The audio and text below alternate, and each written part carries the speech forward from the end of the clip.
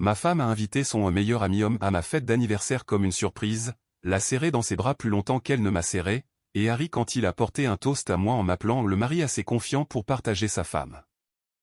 Je n'ai pas élevé la voix. Je me suis simplement levé et j'ai révélé ce que j'avais trouvé sur notre tablette partagée. Je suis Édouard, 41 ans. Et après 9 ans de mariage, je pensais avoir appris la différence entre être confiant et être stupide. Je n'ai jamais été le genre de mari qui voulait surveiller les personnes à qui ma femme parlait. Je me souvenais des petites choses à propos de Marissa parce que je l'aimais. Comment elle aimait son café avec un nuage de crème mais sans sucre. Quel côté du canapé elle s'appropriait sans jamais le dire à voix haute. Et la chanson qu'elle passait dans la voiture parce qu'elle lui rappelait une mauvaise année. Je remarquais ces choses parce que je pensais que c'était ça, le mariage. Être attentif, faire de la place, faire confiance à la personne à côté de vous pour ne pas utiliser cette confiance contre vous. Alors, quand Marissa n'arrêtait pas de me dire que Derek était pratiquement de la famille, j'ai essayé de la croire. Derek avait 42 ans, bruyant de cette manière détendue que certains hommes utilisent quand ils veulent que tout le monde pense qu'ils sont inoffensifs. Il connaissait Marissa depuis des années, plus longtemps que je ne la connaissais, ce qu'elle mentionnait chaque fois que j'avais l'air mal à l'aise. Il était là avant toi, a-t-elle dit une fois, en rinçant une assiette dans l'évier comme si cela réglait tout. J'étais assis à la table de la cuisine, les mains autour d'une tasse que je n'avais pas touchée. Ce n'est pas le problème. Alors, c'est quoi? Il t'envoie des textos après minuit.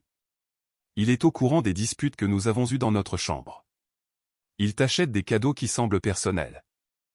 Marissa a soupiré comme si j'étais un enfant aux prises avec une leçon simple. Tous les hommes ne veulent pas quelque chose de moi, Édouard. Je n'ai jamais dit que tous les hommes voulaient quelque chose. J'ai dit que Derek agissait comme s'il avait déjà quelque chose. C'était généralement là que la conversation se terminait. Non pas parce que nous avions résolu quoi que ce soit, mais parce que Marissa avait une façon de transformer mon malaise en l'offense principale. Soudainement, nous ne parlions plus de Derek l'appelant à ma personne préférée sous une photo de vacances. Nous parlions de mon insécurité. Nous ne parlions plus de lui envoyant un collier sans raison. Nous parlions d'intimité et de confiance et de la façon dont je devais faire le travail. Alors, je n'ai pas apporté de jalousie démodée dans un mariage moderne. Les premières années, j'ai avalé beaucoup de choses parce que je ne voulais pas devenir le type dont tout le monde met les femmes en garde. Je ne voulais pas vérifier son téléphone. Je ne voulais pas l'interroger. Je ne voulais pas que ma femme se sente piégée. Mais le problème, quand on essaie si fort de ne pas être contrôlant, c'est qu'on peut finir par laisser quelqu'un d'autre contrôler l'histoire. Derek était toujours en marge de notre mariage. Il commentait le premier ses publications. Il savait quand elle avait une mauvaise journée avant moi. Il envoyait des mèmes qui la faisaient rire dans la cuisine alors que j'étais juste là, demandant ce qui était drôle. Il avait des petits surnoms pour elle que, selon elle, je ne devais pas prendre au sérieux. Une fois, lors d'un barbecue chez des amis, il s'est penché et a essuyé de la sauce barbecue au coin de sa bouche avec son pouce. Je l'ai regardé. Elle a détourné le regard. Plus tard dans la voiture, j'ai dit que cela m'avait dérangé. Elle a regardé par la fenêtre. Tu laisses une toute petite chose gâcher tout un après-midi. Ce n'était pas minuscule. C'était de la sauce, Édouard. C'était sa main sur ta bouche. Elle s'est alors tournée, agacée. Tu fais passer l'amitié pour quelque chose de sale parce que tu ne la comprends pas. Alors aide-moi à comprendre pourquoi il fait des choses avec toi qu'il ne ferait pas devant un autre homme qui respectait ton mariage. Elle a croisé les bras et n'a rien dit pendant le reste du trajet. C'est devenu le rythme. Derek dépassait une limite. Je la nommais avec précaution. Marissa me faisait sentir gêné de l'avoir nommée. Puis des semaines passaient et tout le monde agissait comme si rien ne s'était passé. Au moment de mon anniversaire, j'étais fatigué d'une manière que j'avais du mal à expliquer. Pas fatigué comme si je voulais une sieste. Fatigué comme si j'avais passé des années debout dans l'embrasure d'une porte, la tenant fermée, pendant que deux personnes de l'autre côté insistaient sur le fait qu'il n'y avait pas de porte. Une semaine avant mes 41 ans, Marissa m'a dit qu'elle avait organisé un dîner d'anniversaire. Rien d'énorme, a-t-elle dit, appuyée contre le comptoir pendant que je triais le courrier. Juste des amis proches, de la famille, un gâteau, de la nourriture. Tu n'as rien à faire. Pendant une seconde, j'ai été touché. Marissa avait été distante dernièrement, distraite. Son téléphone était toujours face contre table ou dans sa poche arrière. Elle avait changé son mot de passe un mois plus tôt et avait dit que c'était pour la sécurité du travail, même si elle ne s'en était jamais souciée auparavant. Pourtant, quand elle a dit qu'elle avait prévu quelque chose pour moi, j'ai voulu croire que c'était un bon signe. Puis elle a ajouté, « Et s'il te plaît, ne rends pas les choses bizarres samedi. » J'ai levé les yeux. Rendre quoi bizarre? Elle a pincé les lèvres. Derek vient. Le courrier dans ma main a soudainement semblé lourd. Je n'ai pas invité Derek, ai-je dit. Je l'ai fait. C'est mon anniversaire. Il fait partie de mon système de soutien, Edouard. J'ai ri une fois, mais il n'y avait aucun humour là-dedans. C'est mon anniversaire. Pourquoi ta première préoccupation est-elle de savoir si je vais mettre Derek mal à l'aise? Parce que tu te crispes toujours quand il est là. Peut-être parce qu'il agit comme s'il avait une place à la table de notre mariage. Elle a levé les yeux au ciel. Tu vois, c'est exactement ce que je veux dire. Peux-tu simplement te comporter normalement pour une soirée? Cette phrase m'est restée. Comporte-toi normalement. Pas amuse-toi bien. Pas passe un bon anniversaire. Pas sens-toi aimé. Comporte-toi normalement. Le lendemain, Léna m'a envoyé un texto. C'était une amie commune, plus proche de Marissa à certains égards, mais elle avait toujours été correcte avec moi. Léna, es-tu vraiment d'accord pour que Derek soit là samedi? J'ai fixé le message pendant un moment avant de répondre. Moi? Pourquoi? Léna, je n'essaie pas de commencer quoi que ce soit. Je sais juste que ça a été tendu. Moi, je commence à penser que tout le monde m'a regardé faire semblant. Elle n'a pas répondu pendant presque 10 minutes. Léna, j'aurais dû dire quelque chose plus tôt. Ce message m'a fait quelque chose. Il ne m'a pas mis en colère tout de suite. Il m'a glacé. Pendant des années, Marissa m'avait dit que j'imaginais la tension, que j'interprétais des choses que personne d'autre ne voyait ce que je voyais parce qu'il n'y avait rien à voir. Mais le texto de Léna a clairement montré que d'autres personnes avaient remarqué. Elle m'avait simplement laissé seul avec ça. 2 nuits avant la fête, j'utilisais la tablette partagée dans la cuisine. Nous l'utilisions pour les recettes, regarder des émissions en streaming en cuisinant, vérifier le calendrier, et stocker des photos de famille. Elle n'était pas cachée. Elle n'était pas verrouillée. C'était un appareil que nous utilisions tous les deux. J'essayais de trouver une recette que Marissa avait enregistrée quand une notification de photo est apparue. Une capture d'écran s'était synchronisée depuis son téléphone. J'aurais dû détourner le regard. C'est ce qu'une partie de moi pensait, mais l'aperçu contenait mon nom. J'ai appuyé dessus. C'était une capture d'écran d'un fil de discussion entre Marissa et Derek. Pas toute la conversation, juste assez pour me retourner l'estomac. Marissa, s'il se comporte normalement samedi, il ne peut pas continuer à agir comme si ta présence était une énorme trahison. Derek, il restera assis là. Il le fait toujours. Marissa, ne le pousse pas trop. J'ai besoin qu'il voie que tout le monde est d'accord avec ça. Derek, tout le monde est d'accord avec ça parce que tout le monde sait qu'il ne fera rien. Je me suis assis à la table de la cuisine, la tablette brillant devant moi, et j'ai senti quelque chose en moi cesser de bouger. Ce n'était pas seulement qu'elle l'avait invité. Ce n'était même pas qu'ils avaient parlé de moi comme si j'étais un meuble. C'était que mon anniversaire n'était pas un anniversaire. C'était un test. Si je restais silencieux pendant que Derek occupait l'espace devant nos amis et notre famille, Marissa prévoyait d'utiliser mon silence comme une permission.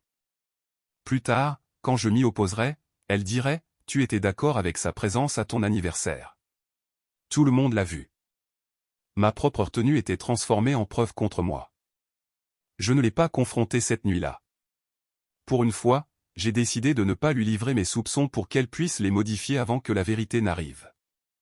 J'ai continué à regarder ce qui était déjà disponible sur les appareils et comptes partagés. Je n'ai rien piraté. Je n'ai rien installé. Je ne l'ai pas traqué.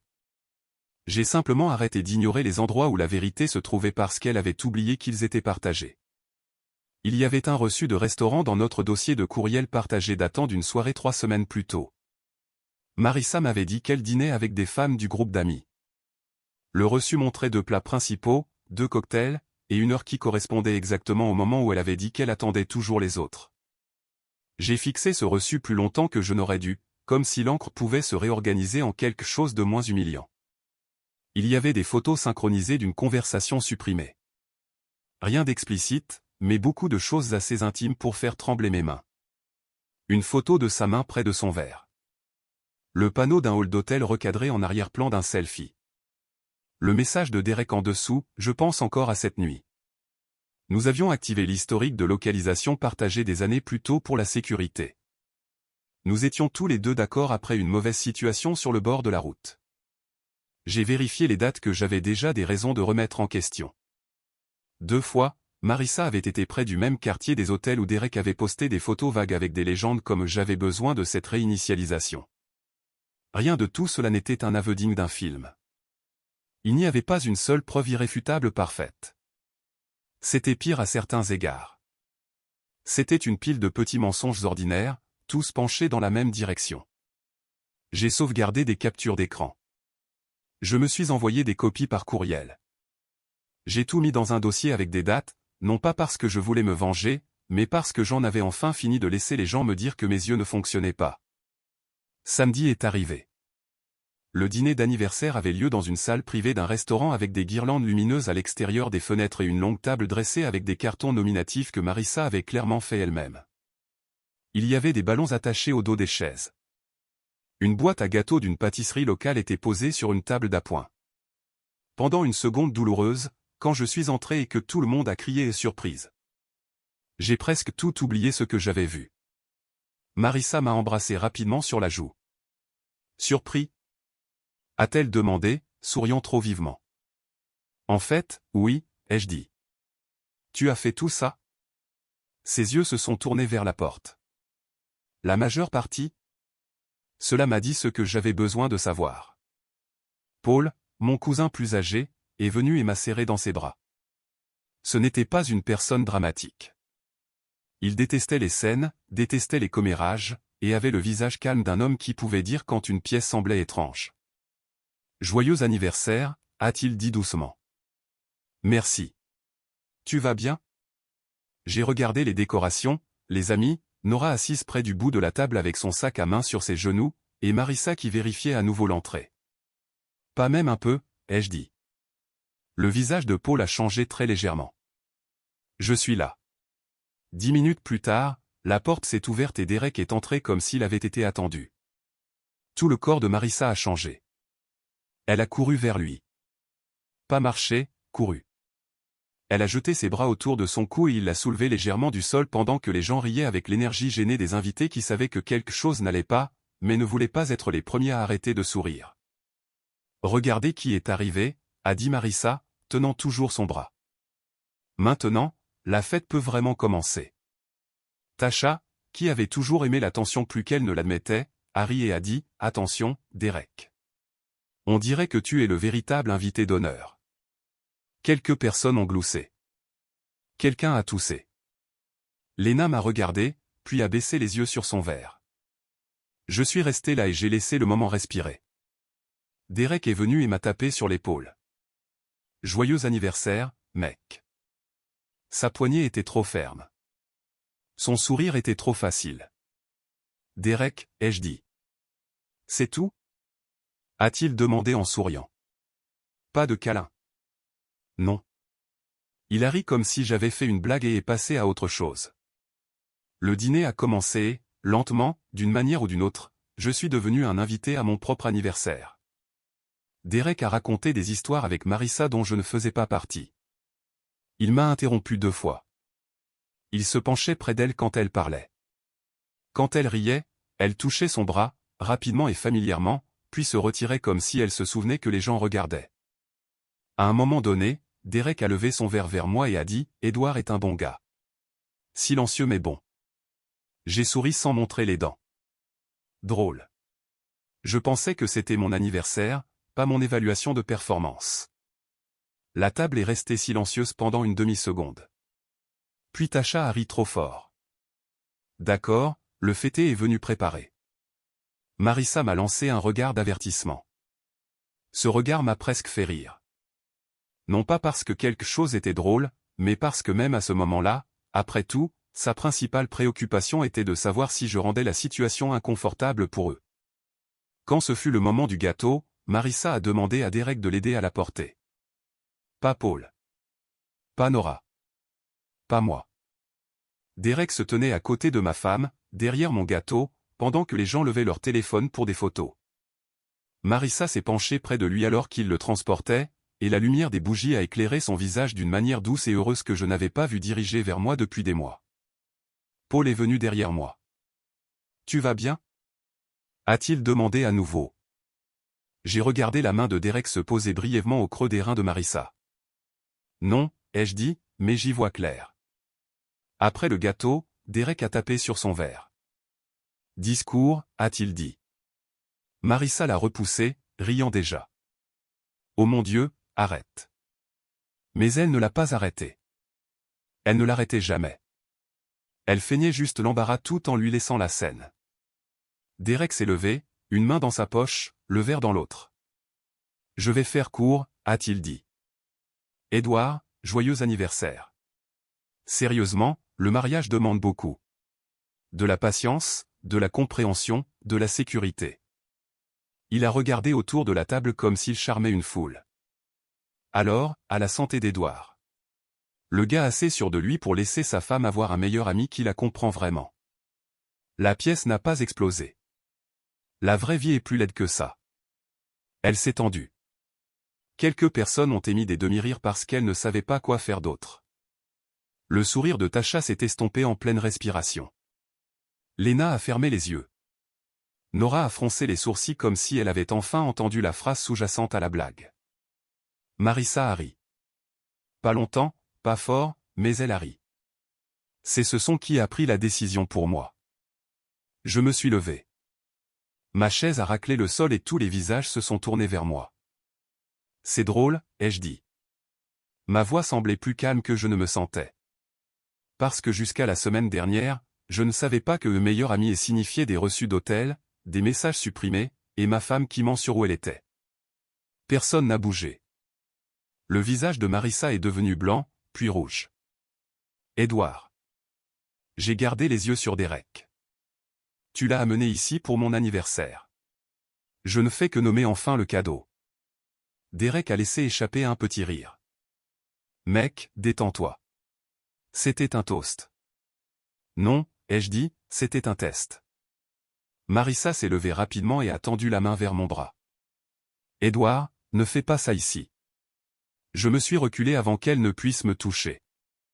Tu as fait de ici une partie du problème quand tu l'as invitée.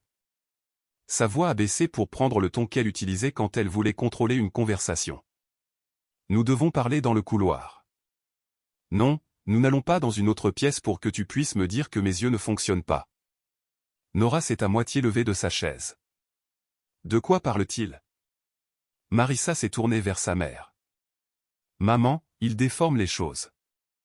J'ai sorti mon téléphone, mais je ne l'ai pas agité comme un procureur dramatique. J'ai ouvert le dossier et lu seulement ce qui comptait. Marissa a Derek, ai-je dit, s'il se comporte normalement samedi, il ne peut pas continuer à agir comme si ta présence était une énorme trahison. Derek a répondu, il restera assis là. Il le fait toujours. Le sourire narquois de Derek a disparu. Marissa a chuchoté, c'était privé. Notre mariage aussi, ai-je dit. Le silence qui a suivi était assez lourd pour être physique. Derek a essayé de se reprendre. Je ne savais pas que nous faisions une scène de tribunal ce soir. Paul a parlé de derrière moi, bas et ferme.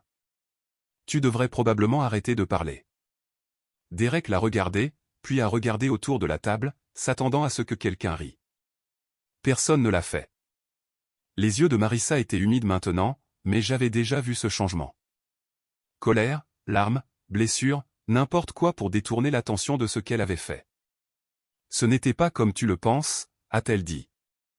Alors arrête de me dire ce que ce n'était pas et écris ce que c'était. Elle a tressailli. J'ai regardé Derek. Pars. Il a ricané. Tu vas vraiment rendre ton propre anniversaire bizarre?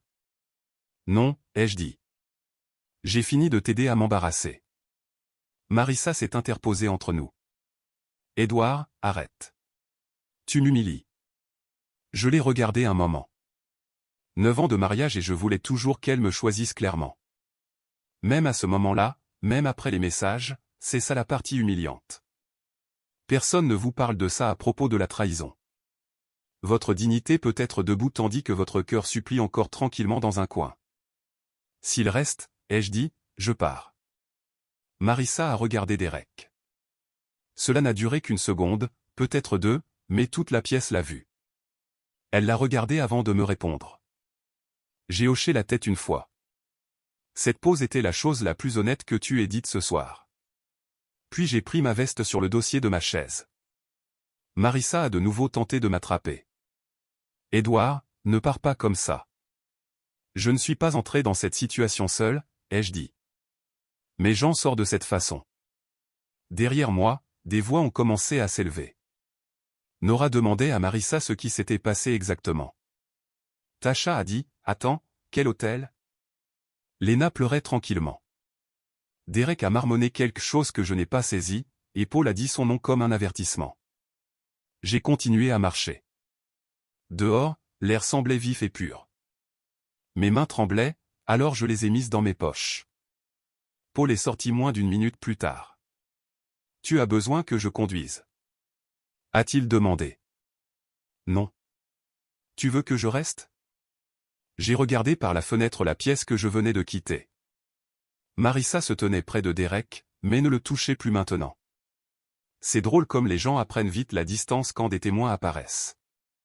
J'ai besoin qu'une personne dans cette pièce se souvienne que je n'ai pas commencé ça, ai-je dit. Paul a hoché la tête. Je m'en souviendrai. Mon téléphone a commencé à vibrer avant que j'atteigne le parking. Marissa a appelé 6 fois. Puis les textos sont arrivés. Marissa, comment as-tu pu me faire ça? Marissa, tu m'as humilié devant ma mère. Marissa, Derek plaisantait et tu as réagi de manière démesurée. Marissa, réponds à ton téléphone. Marissa, s'il te plaît. J'ai peur. Marissa, tu fais passer un mauvais choix pour l'ensemble de notre mariage. Je n'ai pas répondu aux appels.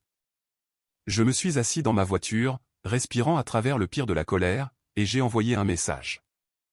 Moi, ne m'appelle pas. Tout ce qui est important peut être écrit. Elle a répondu immédiatement.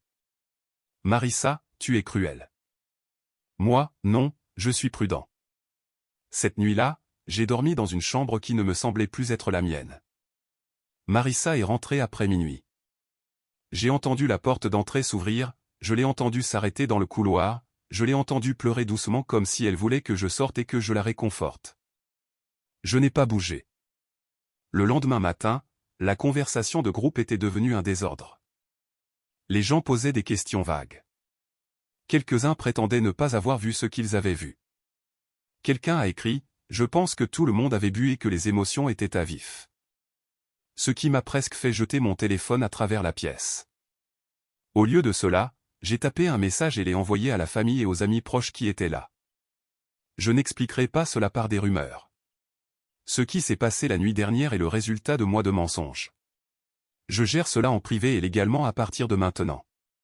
S'il vous plaît, ne me contactez pas pour des détails. Paul a répondu avec un pouce levé. Léna m'a envoyé un texto en privé 10 minutes plus tard. Léna, j'ai quelque chose que tu dois voir. Je suis désolé. Elle a envoyé une vidéo. C'était d'avant mon arrivée au restaurant. La pièce était à moitié décorée. Marissa se tenait près de Derek près de la table du gâteau. Léna devait être en train de filmer les décorations ou de plaisanter avec quelqu'un car l'angle était bas et un peu tremblant. La voix de Marissa est passée clairement. Ne le rend pas évident ce soir, a-t-elle dit à Derek. C'est quand même son anniversaire. Derek a ri. Je me comporterai bien. Tu ne te comportes jamais bien. Je me comporte assez bien. La vidéo s'est terminée. Je l'ai regardée 3 fois, me sentant chaque fois moins choqué et plus résigné. Léna a appelé et j'ai laissé tomber sur la messagerie vocale. Puis elle a envoyé un texto, « Léna, j'aurais dû dire quelque chose plus tôt. Je pensais que tu étais sensible. Tu étais patient. Je suis désolé. » J'ai répondu, « Merci de l'avoir envoyé. » Plus tard dans l'après-midi, un autre ami m'a envoyé une capture d'écran. C'était de quelqu'un à qui Derek avait envoyé un message, se vantant de cette manière insouciante que les gens ont quand ils pensent que la personne dont ils se moquent ne le verra jamais. Derek, elle aime l'attention et son mari est trop passif pour l'arrêter. Celui-là ne m'a pas fait mal de la même manière que les messages de Marissa. Il m'a dégoûté, mais il a aussi clarifié quelque chose. Derek n'aimait pas Marissa comme elle l'imaginait probablement. Il aimait gagner. Il aimait se tenir dans ma maison, à ma table, dans ma vie, et sentir qu'il avait pris quelque chose pendant que je faisais poliment de la place. Marissa a passé les jours suivants à essayer toutes les versions de la même échappatoire. Au début, elle était en colère. « Tu n'avais aucun droit d'exposer des messages privés », a-t-elle dit de l'autre côté de l'îlot de cuisine. Je préparais du café.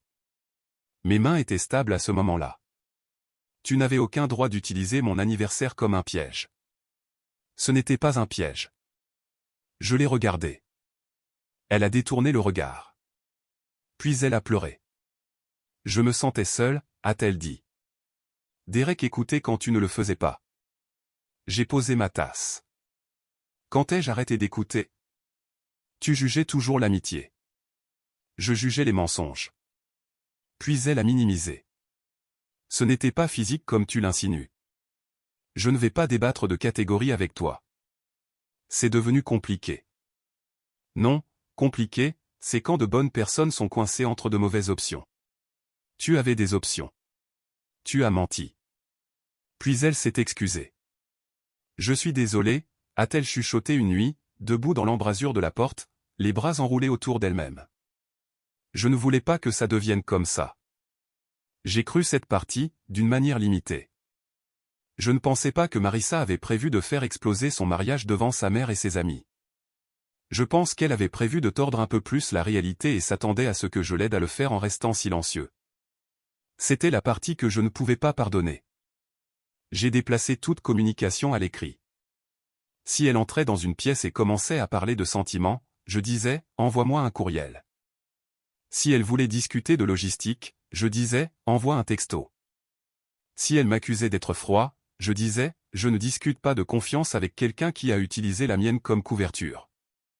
J'ai parlé à un avocat matrimonial dans la semaine. J'ai apporté des copies des reçus, des captures d'écran, la vidéo que Lena a envoyée, et les messages que Marissa avait écrits par la suite. L'avocate n'a pas halté ni rendu cela dramatique. Elle a juste regardé le dossier et a dit « gardez la communication brève, factuelle et écrite. Ne faites pas de mouvements financiers sans conseil. Ne laissez pas la colère vous créer des problèmes. » J'ai hoché la tête. C'est déjà la seule façon dont je lui parlerai. C'est donc ce que j'ai fait. Je n'ai pas vidé les comptes. Je n'ai critiqué personne en ligne. Je n'ai pas fait de publication publique pour insulter Derek. J'ai séparé les finances personnelles correctement, documenté ce qui devait être documenté, et commencé le processus de séparation légale. Ce n'était pas aussi satisfaisant que de crier sur un parking l'aurait été, peut-être, mais c'était plus propre, et j'avais besoin de propreté. J'avais vécu trop longtemps dans un mariage où chaque limite devenait un débat et chaque instinct devait se défendre. Les conséquences sociales sont venues plus lentement, mais elles sont venues. Les gens ont arrêté d'inviter Derek. Pas tous en même temps, pas avec de grands discours, juste de petites choses. Un dîner de groupe a eu lieu et il n'a pas été inclus. Une conversation de groupe d'anniversaire est devenue silencieuse quand il a posté une blague. Tasha, qui avait ri au mauvais moment pendant des années, m'a envoyé un message qui disait « Je n'avais pas réalisé à quel point c'était grave jusqu'à ce que je la voie faire une pause. Je suis désolé. » Nora m'a appelé 2 semaines après le dîner. J'ai failli ne pas répondre, mais je l'ai fait. Sa voix semblait plus vieille que d'habitude. Edouard. Salut, Nora. Je n'appelle pas pour interférer. Je n'ai rien dit. Elle a pris une profonde inspiration. J'ai posé une question à Marissa. Je lui ai demandé si elle avait invité Derek parce qu'elle voulait la paix ou parce qu'elle voulait la permission. Ma gorge s'est serrée malgré moi. Qu'a-t-elle dit? Ai-je demandé? Elle a pleuré. C'était une réponse suffisante. Nora n'est pas soudainement devenue ma défenseuse. Elle était toujours la mère de Marissa. Elle aimait toujours sa fille, mais elle a arrêté de prétendre que le problème était mon ton. Cela comptait plus que je ne l'aurais cru. Marissa a envoyé un long courriel vers la fin du mois. Elle a écrit qu'elle s'était sentie invisible, que Derek la faisait se sentir intéressante, qu'elle n'avait jamais eu l'intention de me blesser, qu'elle était devenue accro à l'attention, qu'elle avait peur que si elle admettait à quel point elle aimait ça, elle devrait admettre que quelque chose était cassé en elle. Elle a dit qu'elle voulait une thérapie. Elle a dit qu'elle voulait reconstruire la confiance. Elle a dit que nous ne devrions pas jeter 9 ans. Je l'ai lu 2 fois, puis j'ai répondu, je ne jette pas 9 ans. J'accepte ce que tu en as fait. Je ne resterai pas marié à quelqu'un qui transforme ma confiance en une échappatoire. Je suis disposé à communiquer sur la séparation respectueusement et par écrit. Je ne suis pas disposé à continuer le triangle que tu as créé. J'ai fixé le courriel pendant longtemps avant de l'envoyer. Non pas parce que je doutais des mots, mais parce que l'envoyer signifiait que je n'attendais plus qu'elle devienne la personne que j'avais défendue dans ma tête. Quelques semaines plus tard, Paul et Léna ont organisé une petite nouvelle fête d'anniversaire pour moi. Rien d'extraordinaire. Des chaises pliantes dans un jardin, une glacière près de la clôture, des assiettes en carton, de la nourriture grillée, et un gâteau qui penchait légèrement d'un côté parce que quelqu'un avait conduit trop vite avec sur le siège passager. Quand ils ont chanté, personne n'a fait de blague à mes dépens. Personne n'a transformé ma patience en divertissement. Personne ne m'a demandé de me comporter normalement pendant que le manque de respect était assis à table avec un sourire amical. Léna m'a serré dans ses bras avant de partir. « Je suis vraiment désolée, a-t-elle dit. Je sais. J'aurais dû dire quelque chose avant que ça n'empire à ce point. J'ai regardé l'assiette à gâteau vide, les guirlandes lumineuses, Paul qui riait de quelque chose près de la glacière. Moi aussi. Elle a hoché la tête parce qu'elle savait que je ne parlais pas seulement d'elle. Marissa et moi étions en cours de séparation légale à ce moment-là. Derek était devenu un nom que les gens évitaient de prononcer en ma présence. Non pas parce que je l'exigeais, mais parce que la pièce avait enfin appris ce que sa présence coûtait. Je n'étais pas guéri. Je n'étais pas soudainement libéré de la colère. Certains matins me donnaient encore l'impression de me réveiller dans une maison après un incendie. Tout était familier mais endommagé par la fumée.